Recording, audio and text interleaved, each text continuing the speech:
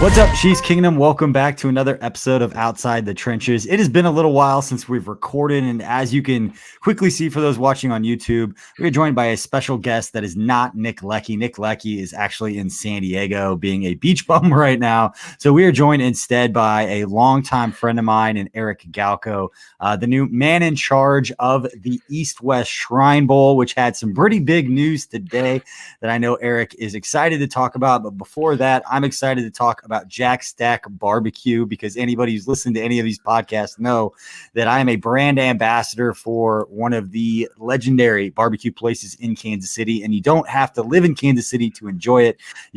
They do ship all over the country, jackstackbbq.com, and they will ship it directly to you. And if you are a supporter and a subscriber to KC Sports Network, you will get a lot of opportunities to win Jack Stack gift cards because they are friends of ours and we want to be friends of yours. So we appreciate your support and we appreciate Jack Stack support. But Eric Galko, you and I have been, before we get into a lot of it, you and I have been supporting one another for almost a decade, going back to meeting down in Mobile, Alabama, back in 2011, 2012.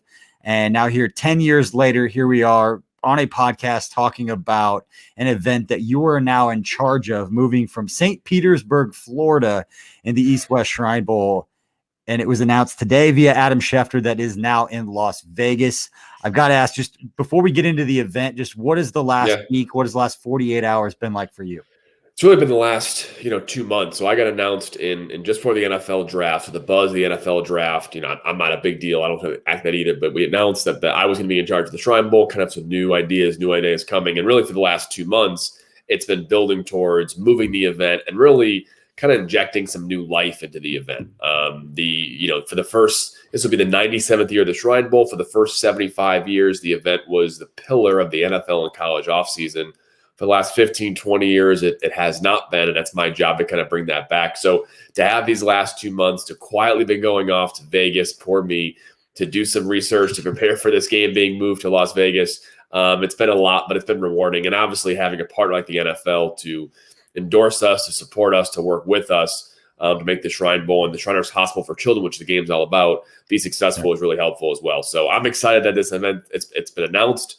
We're in Vegas. This is not we did it, take it easy, have a few beers and relax and go play the slots. This is, now we're here, now we're in Vegas, now we're at the NFL. Let's go on to what's next and make the event great and help raise awareness and raise support for the Shriners Hospital for Children. Yeah, and I appreciate you taking the time to chat with us because, like we said, this news broke earlier, and I think you brought up a lot of great points, and I want to get into those, and that this event is unique in that the beneficiary is the Shriners Hospitals for Children. That's a not-for-profit event, and you look at some of the names of people that have played in this event over the years. And, for NFL draft people, you and I met at the Senior Bowl. That was where we were 10, 12 years ago. And for this event and for some of the names of people that have played through it, you're talking for a lot of Chiefs people who are listening to this. So even guys like Mike Kafka, Elijah McGuire, and then going back, Mike Garrett, EJ Holub, Willie Rofe, Will Shields, both played in this event, Eric. I did not know that. Did you? I was going to quiz you on all of these people because I know Brett Favre and Tom Brady. I'm getting pretty good at it now. I've got my names here. I got the people. Zach Taylor, head coach of the Bengals.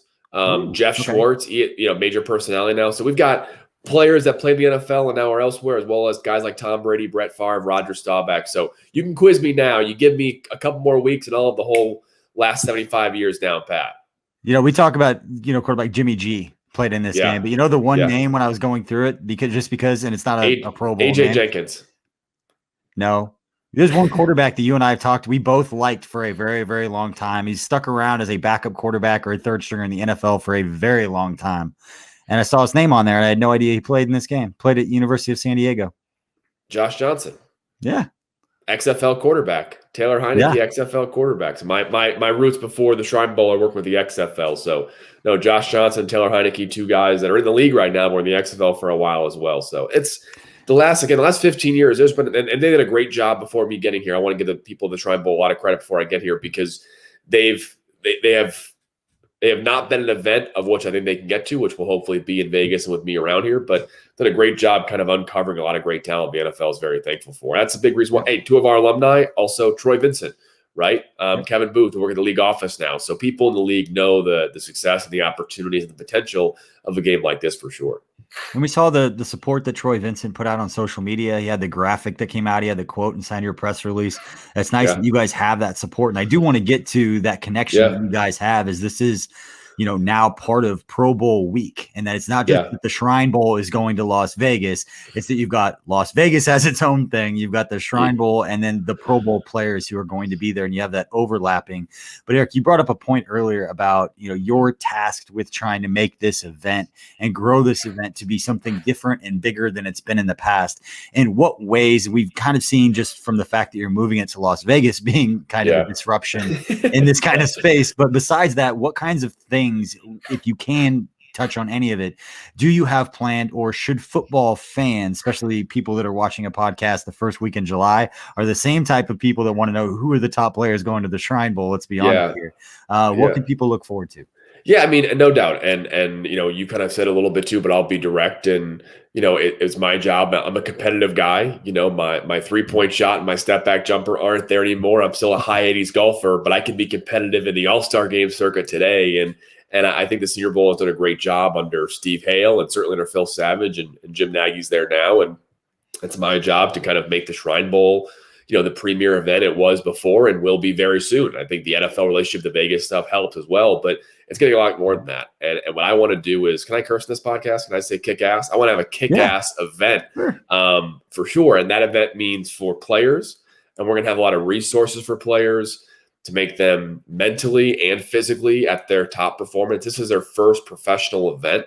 They're going to leave college and they're going to be a pro at the East West Shrine Bowl. We're going to treat them like professionals, have the same resources NFL teams have for players during game week. They'll have the same week during our practice week for agents to make sure that their players are prepared for the on and off field opportunities they'll have afterwards, for NFL teams, make sure they can meet with these players, get all the information they need to make their educated decisions, as well as having top players there, for media, be able to do great content and cover these really unique, interesting characters. So it's my job now to have a great event. And I kind of tease some things there for sure, but certainly trying to be innovative. And again, my background is coming from the XFL most recently, where innovation and the made up word we created, reimagine, comes from, where we had a kind of, we were the XFL. We were the number 2 football league in the country. We were trying to be creative and ambitious and bold. And thankfully, I was able to kind of take a lot of what we did there and spin it to here as well, too. So there'll be some big announcements we'll have July and August. Nothing bigger than really moving to Vegas and having the NFL as our partner, but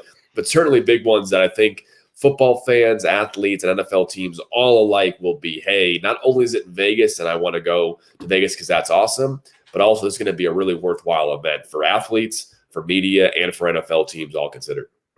Eric, full disclosure for everybody listening, is Eric and I known each other, and Let It Fly. We did put some stuff on social media. Let It Fly helped produce the video that announced that you guys were going to Las Vegas. Don't want to not say that or put that out there. But Eric, and going through this and talking through that process, one thing that stood out to me in all the different places that you and I have been over the years that we've known each other is that for the first time, it's like you're in a place with what you're doing, nothing against anything before, but it struck me that the bigger you make this event, the more philanthropic you're being by being very good at what you love to do and what you have been doing since I've joked since you were 14 years old, sneaking around Mobile. The baby face. The baby face kid who knew everything about every player that was there. I remember sitting in Beats and you guys just quizzed each other about like arm length. And I'm like, what are you guys talking about?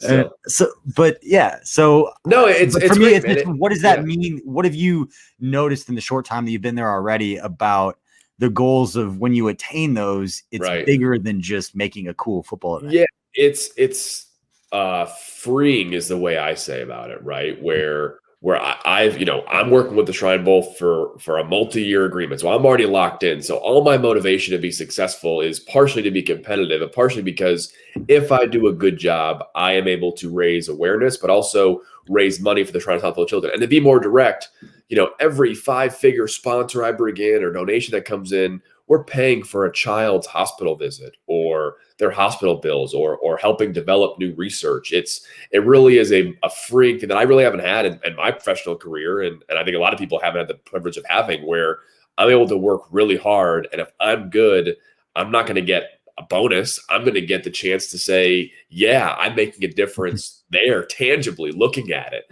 and talking to a patient, talking to one of these patient ambassadors that are there as well. So it's certainly freeing. You can tell I'm genuinely got a smile on my face talking about it, because if I'm going to do some bold things and take some chances and be aggressive and maybe toe the line on social media, I can do it with an open mind to say, you know what, like, if I make a mistake, at least I'm going down swinging, because I'm not gonna take 3 pitches and strike out if I'm gonna hopefully save children, help children by my little small role here and raising awareness, raising sponsorship. My little role can help people. It's all the better for me as well. So again, that's why we're gonna have a lot of cool things that are coming and a lot of innovative ideas. And I hope fans in the media, as well as players themselves, appreciate it and like it. And I hope they do, because the more they like it, the more we'll have people being aware, and the more we can help people around the world, which is really exciting for me. So it very much is freeing, and it's genuine to say, like, this is not money coming to me. This is money that we're going to help, raise for children, which is hard to beat.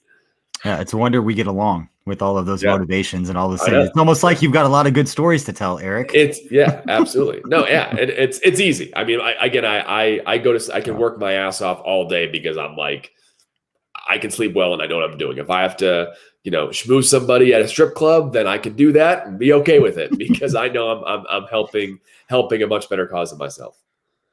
So I got a question about the game, and I know that's kind of where you get excited, start thinking about players, and for some fans, you might think, wow, this is way early. Why are they thinking about that already? And the more I learn about that particular world and the way that you guys work and your timelines, is you're already ahead of the schedule. You're scouting players, you're putting your Monday morning quarterback stuff out, your social media posts. Just who are you looking at now? What are you excited about with this particular class of what you could be targeting to try to get guys to Vegas, of all players, to come to poor players go to Vegas. Thankfully I've already got a couple NFL teams who have joked with me that they're already jockeying to see which scouts can go to Vegas and which scouts have to go to some other place in the southeast part of the country. But no, I think it's from a player standpoint, it's exciting, because it's going to be it'll be the deepest NFL draft class in the last 30 years, right? I've been doing this for I can have draft boards going back 15, 20 years. We've never had upwards of,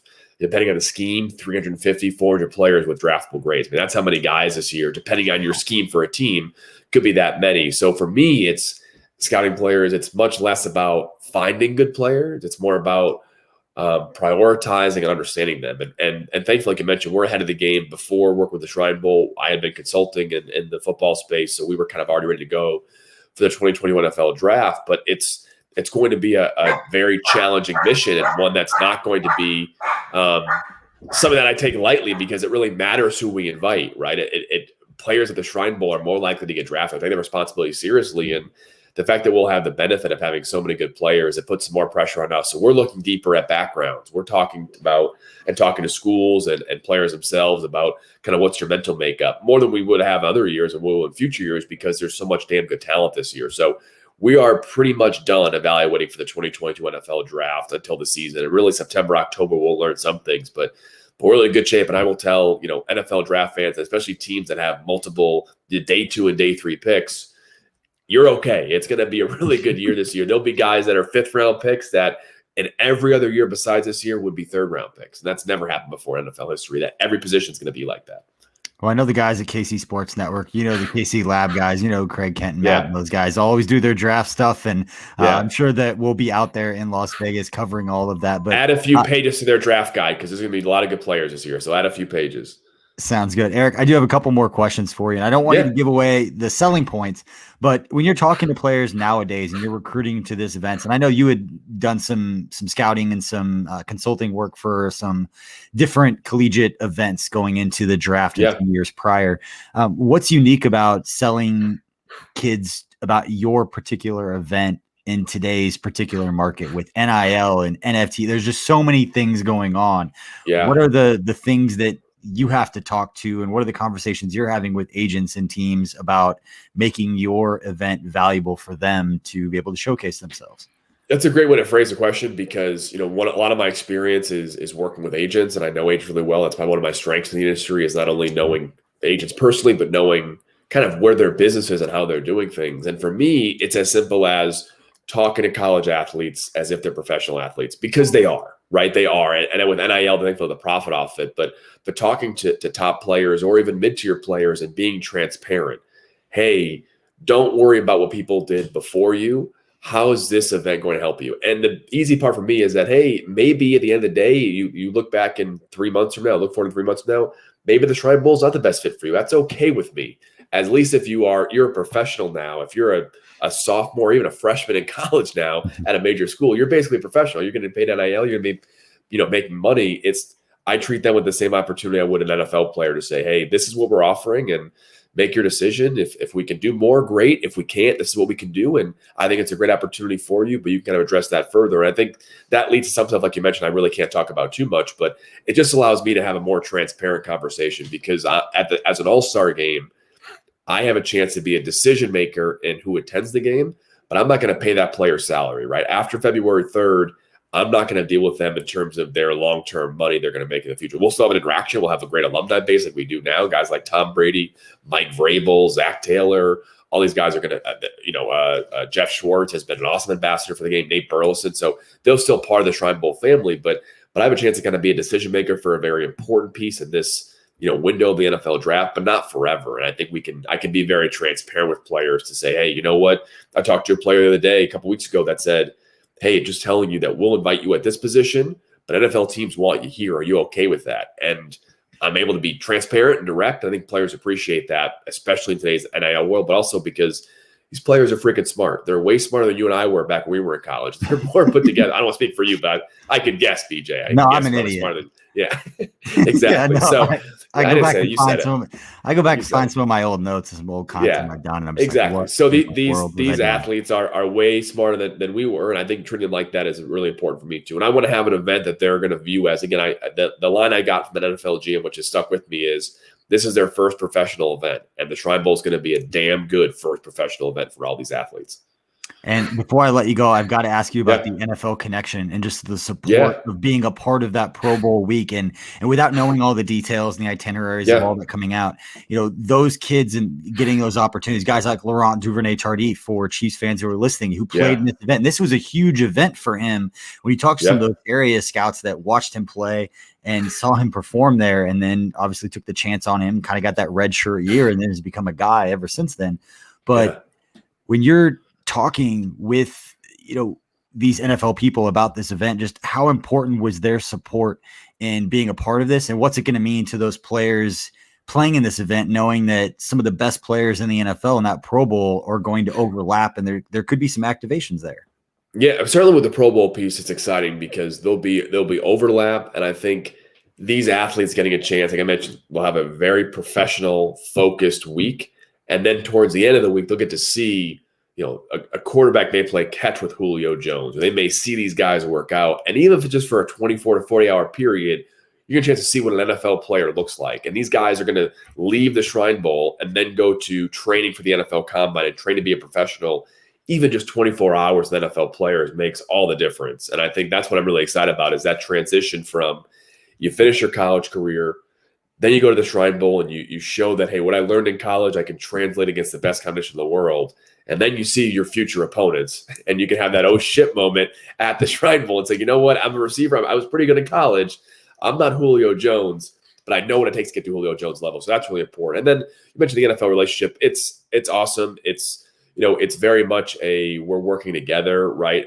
Roger Goodell and Troy Vincent are not my boss, and vice versa. They're not going to pick our players, right? But it really is hey, it was a great opportunity for us to work together and both accomplish our goals. The NFL League office is a great endorser of the Shriners Hospital for Children. I mentioned Troy Vincent and Kevin Booth both played in the Shrine Bowl, and they still have stayed in touch with the Shrine Bowl and stayed involved in the Shriners Hospital for Children ever since. So the fact that we have a great charitable aspect, the fact that the NFL knows the history of our game and knows how many NFL Hall of Famers we have. We've got a U.S. president playing the game. We've got the most Hall of Famers of any All-Star game. I think all of that kind of resonates. Say, you know what, this is really it. The NFL is all about history and their legacy. So is the Shrine Bowl. It really fits that way as well. So there's a lot more that we'll be doing together, slowly but surely. But having the NFL, I think help us achieve a lot of our already stated goals and objectives is really helpful. I'll take the shield in the NFL all day, and having like Troy Vincent in your corner whether it was a Shrine Bowl or whether it was anything in the world, is really helpful because Troy and the league office people are outstanding people, and to want to work with us because of our great hospital cause, it'll make the other football stuff come a lot easier. Well, Eric Galko, my friend, it has been a pleasure. And I know that if anybody was chosen to, hold up all that tradition and have to honor all of that and carry all that weight, you were the right man for that job.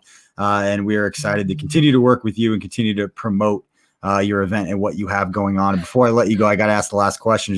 What during that week are you most looking forward to? And you can't say the end of it. What part of that week are you most looking forward to as we sit here, July 6th? I think I'm most excited for there'll be a time towards the end of the week, like every All-Star game, where the NFL teams start to fade out. They've accomplished their goals. The players can relax. And I think even though we're going to be in Vegas, which is one of the coolest fucking places in the country, right? I think everyone can agree it's definitely top 5, if not top 1 for some people. These players will work their ass off for 5 days and then breathe and then realize they're in Vegas. And I think that moment for these guys to be like, wow, look how cool this is. And to have these guys be loose, be free, not be stressed out. That'll be cool for me. And I think cool for us because we're all going to, the event staff, build up the game, but certainly at the game as well, at the players there to say, you know what, now I've earned this time to relax, enjoy Vegas, go see the Strip, go see the fountains at Mandalay Bay, go see these Pro Bowl players. That'll be the best time for me to kind of, all of us, event staff as well as players, a chance to breathe and say, this is Vegas, this is cool, this will be something to remember for a long time. So that's what I'm excited about. And again, hopefully I hit a few blackjack hands. That won't be bad either, but we'll see if that happens that Tuesday or Wednesday as well. I don't think you have a chance, Eric. I'm pretty good. I'm pretty good. All right. And if not, then I'll be due for 2023. So either way, it's a win. There you go. Well, man, I appreciate your time. Again, that's Eric Galko, the new man in charge, the director of football operations and player personnel of the East-West Shrine Bowl, benefiting the Shriners Hospital for Children, which has moved from St. Petersburg. And it was announced today via Adam Schefter earlier this morning that game is now going to be played as part of the NFL Pro Bowl week in Las Vegas. And this was Eric breaking it all down for us, man. Thank you so much. Looking forward to continue supporting all of that and continue supporting everything that you're doing for these kids. And I have to say the one thing, and I know you and I have spoke over the years, I love about those events is seeing that one kid who might not be the number one player, but a pretty good player, make himself some money, go out there and perform. And you could see the confidence build over the course of a week. And you knew that something clicked for him and that he stepped up when he had his moment. And that's always fun to watch. Absolutely, man. Absolutely. Last thing for you, BJ, we got to do a jersey swap. I'll give you a Shrine Bowl jersey for some KC Sports Network stuff. How's that sound? Oh, absolutely. We jersey swap. We've got this rocking and rolling. KC Sports Network will be out there. Love it. Love KC Eric, Sports we Network. appreciate Thanks, it. BJ. All right. That's Eric Galko, everybody. We appreciate you for tuning in for this episode. Nick will be back next week as we kick things off and start going weekly as Chiefs training camp is just right around the corner. And all of our other shows continue rocking and rolling. We appreciate your support here on KC Sports Network, presented by our good friends at Emprise Bank.